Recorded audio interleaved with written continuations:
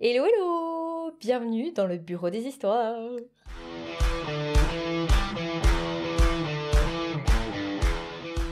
On se retrouve aujourd'hui avec une nouvelle histoire Reddit. Donc attachez vos ceintures. C'est parti. C'est parti.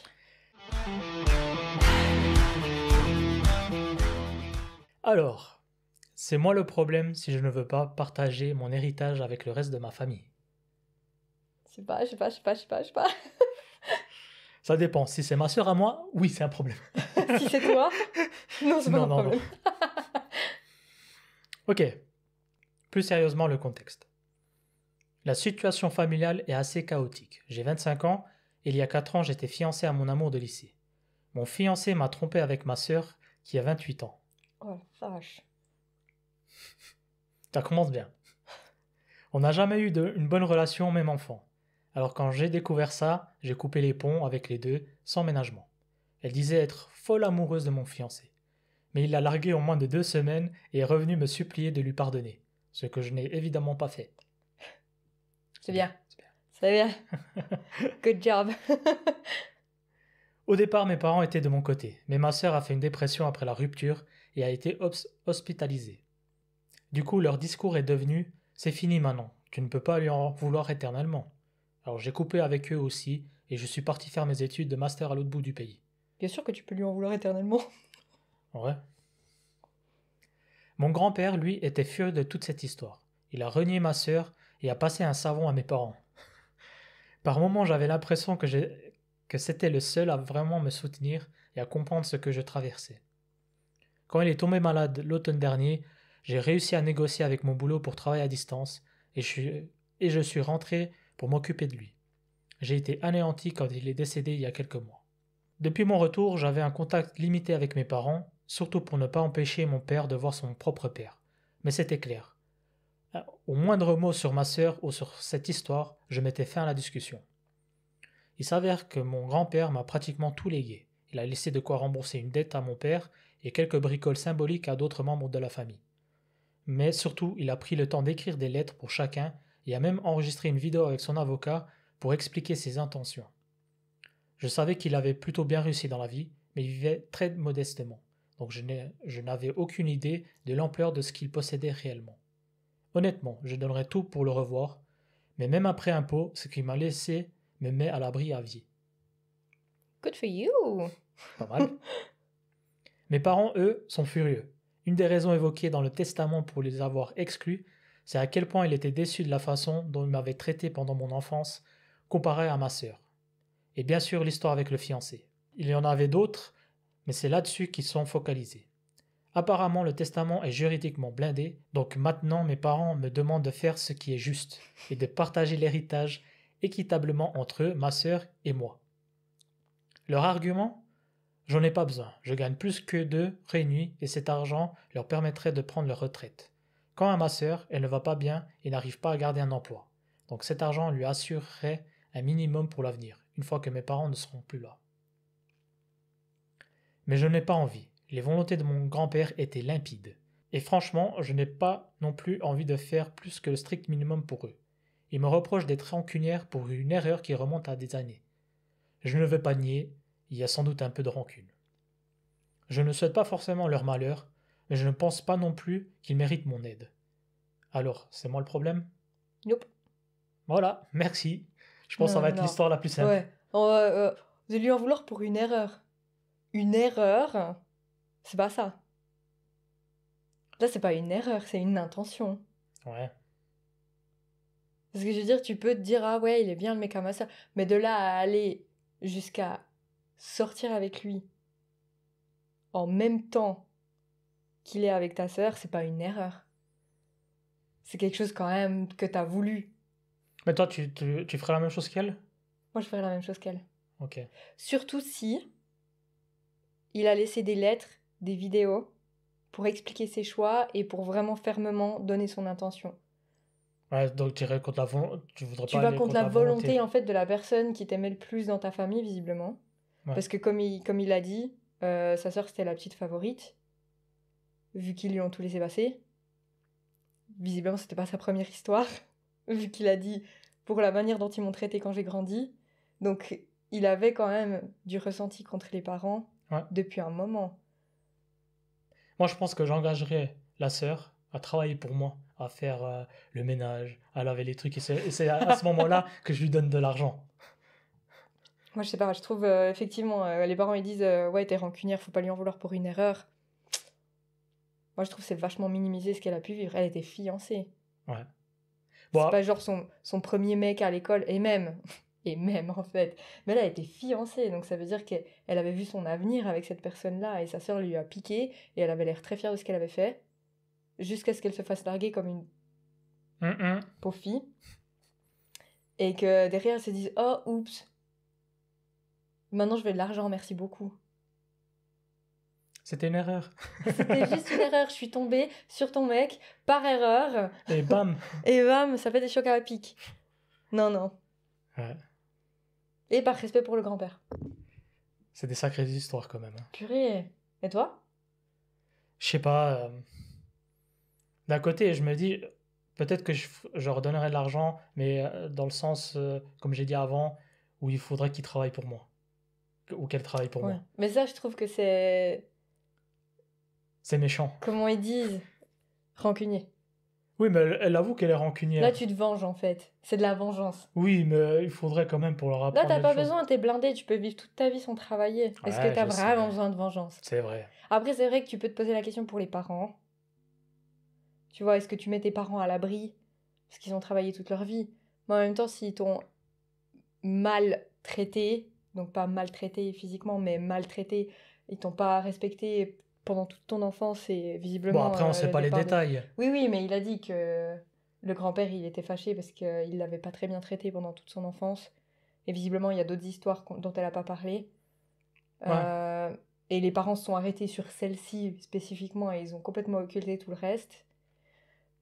Est-ce que tu as envie de leur rendre service alors qu'eux, ils t'ont jamais vraiment rendu service, quoi? Alors moi, je pense que j'aiderais quand même les parents. C'est ça, je suis un peu partagée par rapport aux parents. Après, on sait pas comment elle a touché aussi. Elle a dit pour être tranquille toute ma vie, donc... Oui, mais après, si tu donnes une partie aux autres, bah, ça veut dire que tu dois peut-être travailler un Peut-être. peu plus. Mais effectivement, les parents, je pense que faudrait plus l'aider. Moi, je leur Mais dirais, après, je vous si donne t'aides... les sous, mais plus jamais je vais entendre parler de ces histoires. Le problème, c'est que si t'aides les parents, je pense que les parents vont donner l'argent à la sœur. Ouais, aussi. Et du coup, ils vont après revenir. Donc, finalement, c'est peut-être la meilleure solution, c'est de rien faire. C'est de respecter le souhait de la personne qui a légué et puis en rester là, quoi. Et ouais, Dur, hein? sacrée histoire. Purée.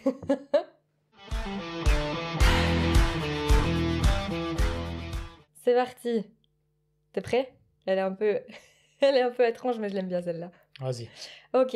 C'est moi le problème d'avoir dit à mon copain que s'il voulait comprendre ce que je dis à mon chien, il avait qu'à apprendre la langue. La langue du chien. Ok. Ok? C'est ce que elle dit, donc je pense que c'est... Donc, contexte. Je suis une femme de 32 ans et j'ai un chien. Mon chien est sensible au bruit, et quand elle est stressée ou effrayée, je la calme en lui parlant doucement des choses absurdes dans ma langue maternelle. C'est trop chou. Elle dit pas quelle langue c'est? Non. C'est une langue assez rare, parlée par moins de 5 millions de personnes dans le monde. Mon copain, 38 ans, a déménagé dans mon pays il y a 3 ans pour le travail. Il est anglophone natif. Mais pas des États-Unis. Elle a voulu le préciser, donc on va le dire. On s'est rencontrés il y a environ 1 an et on est ensemble depuis 5 mois. On a récemment eu notre première vraie dispute, qui a commencé à cause du fait que je parlais à mon chien dans ma langue, et ça a dégénéré. On traînait tranquillement dans son salon. Dans mon salon. On traînait tranquillement dans mon salon, quand un gros bruit s'est fait entendre dehors. Mon chien a sursauté et est venu vers moi, stressé. Je l'ai calmé en lui disant que c'était sûrement des gens qui pensaient qu'on était au Nouvel An et qui avaient lancé des feux d'artifice. C'était une blague nulle, mais j'ai rigolé toute seule. Mon copain m'a demandé pourquoi je rigolais, alors je lui ai expliqué, et là, il m'a dit que je ne devais pas parler dans ma langue quand il est chez moi, parce que ça le fait se sentir exclu. Ok. Donc elle a dit à son chien dans sa langue que c'était sûrement des gens qui pensaient qu'il était à Nouvel An, blablabla. Et du coup, son mec a pas compris. Je lui ai répondu que j'étais en train de gérer l'anxiété de mon chien et qu'il n'avait pas besoin de comprendre. Et là, la dispute a commencé. Il m'a expliqué qu'il y a une règle implicite selon laquelle, quand quelqu'un ne parle pas la langue locale, tout le monde doit parler anglais pour l'inclure. Je lui ai répondu que ce n'était ni un événement pro, ni une soirée networking, c'est comme ça qu'on s'est connus, et qu'il voulait savoir, et que s'il voulait savoir ce que je racontais à mon chien, il avait qu'à demander. Karl m'a alors répondu qu'il n'avait pas à demander, s'il se sentait vraiment le bienvenu chez moi, et il m'a donné quelques exemples récents où j'ai parlé ma langue en sa présence. Je lui ai rétorqué que s'il se sentait exclu uniquement parce qu'il n'a jamais fait l'effort d'apprendre la langue.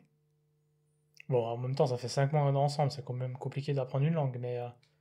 Et là, il a enchaîné en disant que ma langue ne sert à rien en dehors de mon pays, qu'il préférait apprendre l'espagnol parce que 600 millions de personnes le parlent. Oh, le... Ah ouais. Donc, ça fait 5 mois qu'ils sont ensemble, mais visiblement, c'est pas parce qu'il galère à apprendre la langue, c'est parce qu'il veut pas. Oui. Alors j'ai répliqué. Tu veux pouvoir parler avec 600 millions Oh, ça va être un mot compliqué ça. Tu veux pouvoir parler avec 600 millions d'hispanophobes, ou tu veux juste comprendre ce que je dis à mon chien ou à ma sœur quand je lui dis que le gâteau est encore dans la voiture, ou que si elle porte mes sacs, je vais la chercher. Ce sont des exemples qu'il m'a reprochés. Et j'ai ajouté, si les conversations ne valent pas la peine que tu fasses l'effort de comprendre la langue, alors elles ne valent pas non plus la peine que je fasse l'effort de les dire en anglais. Et après ça, il est devenu silencieux et grognon. C'était toi ? C'était pas moi, mais ça aurait Ok, pu. ça aurait pu.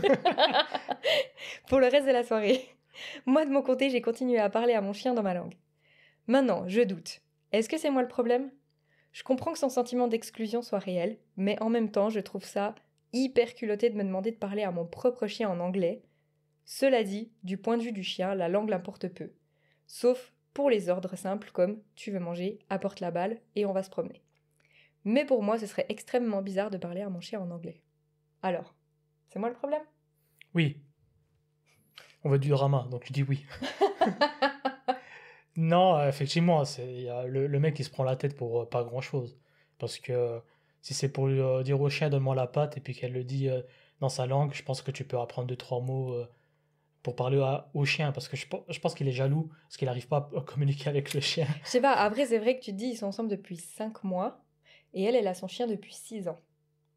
Donc c'est une habitude qu'elle a pris de lui parler Ah. dans sa langue pour le rassurer. Donc je comprends qu'elle n'ait pas forcément envie de changer toutes ses habitudes pour qu'il comprenne ce qu'elle dit à son chien. Mais là, pardon, le plus gros problème, c'est le choc des cultures. Parce il est anglais, donc certainement Angleterre ou Royaume-Uni, Canada, ou ouais. peut-être Canada, ouais. Mais quoique les Canadiens sont sympas, donc je pense pas que ce soit un Canadien. Mais du coup, il arrive dans un pays avec une autre culture, une autre façon de penser, et il veut peut-être imposer sa culture à lui alors qu'il est dans un pays différent. Ouais, et j'ai trouvé ça un peu gonflé de dire qu'il n'avait pas envie de faire l'effort d'apprendre sa langue, parce qu'en dehors du pays, personne ne la parlait. Ouais, non, moi je pense que elle s'est trompée dans le casting. Il faut choisir un autre homme. Ouais, c'est un peu un red flag. Ouais, c'est vrai que là, franchement, Lui prendre la tête pour ça, franchement. j'essaie de trouver des excuses, mais franchement, là, je galère. Elle parle à son chien, quoi. C'est clair que si elle parlait toujours avec les gens, les amis et tout, dans leur langue natale, et puis lui, il comprenait jamais rien, je peux comprendre, ça embête un peu. Après, c'est lui aussi qui est dans son pays à elle, c'est Bah aussi à c'est lui de ça. faire les efforts d'apprendre la langue. Moi, c'est comme quand je viens au Portugal et qu'il y a toute ta famille, je vais pas commencer à demander à toute ta famille de parler en français parce que je suis là. C'est pas ce que tu fais? Non. Ah! Non, elle le fait pas. Tu vois, enfin, je sais pas, tu vas dans le pays, t'essayes de faire un minimum d'efforts. Après, c'est vrai que 5 mois, c'est court, Ouais, ouais. on est d'accord. Mais si au bout de 5 mois, t'as rien appris, tu vas pas commencer non plus à reprocher aux gens d'avoir des habitudes de plus de 6 ans et de pas les changer d'un jour à l'autre parce que t'es là, quoi. Non, mais ça, c'est le problème. Ça, comme on a dit, c'est un red flag. Franchement, au bout de 5 Ouais. mois, il est comme ça. Ciao. Parce que il pourrait très bien attendre qu'elle ait fini puis te dire, t'as dit quoi à ton chien? Ouais. Et puis essayer de comprendre, tu vois, de faire un pas vers elle. Mais là, franchement, je trouve ça un peu... Non. Après, si c'est un cas isolé, ça arrive une fois, elle était peut-être de mauvaise humeur, et puis c'est sorti de... Non, parce que visiblement, il lui a reproché, tu vois, quand elle a dit tu veux comprendre ce que je dis à mon chien ou à ma sœur. Et elle a dit, quand je lui dis que le gâteau est encore dans la voiture ou comme ça, elle a dit ce sont des exemples de situations qu'il m'a reproché. Oui, Ça veut dire qu'il lui reproche de parler à sa sœur aussi dans sa langue. oui, mais c'est quand ils sont pris la tête qu'il a reproché Oui, ça. oui, oui. Donc là, ça rejoint ce que je dis. Est-ce que c'était juste une dispute et il a sorti tout ce qu'il avait et puis Ouais. c'est juste parce que à la base il était dans un mauvais jour ou est-ce que finalement c'est juste un con? Ouais, c'est chaud, adapte-toi un peu. Il parle à son chien, c'est bon. Toi, des fois, tu parles en portugais à tes parents. Oui, mais bon, c'est mes parents quand même. Mais peu de temps, tu vois. Ouais. Mais même quand on est tous ici en Suisse, de temps en temps, elle sort une phrase en portugais, tu lui réponds en portugais, je suis pas là en train de dire pardon, pardon, vous m'avez vu, je suis là, quoi. Enfin, non. Tu te dis, bon, bah, c'est bon, c'est 5 minutes, puis après, si je comprends pas et que j'ai envie de comprendre, je te dis, vous avez dit quoi? Mhm. Alors, je peux comprendre le côté d'être senti un peu mis à l'écart, mais c'est bon, quoi, c'est un chien. Voilà, et puis aussi peu de temps, franchement, il faut qu'elle arrête quoi. Ouais. Ok, donc c'est pas elle le problème. Non, c'est pas On le parle à problème. nos chiens comme on veut, ok? Bon, bah voilà, on arrive au bout. Ouais. On était assez en accord hein, sur ces histoires-là. Ouais, c'est vrai que cette fois on n'avait pas de désaccord, mais ça va venir. Ça va venir.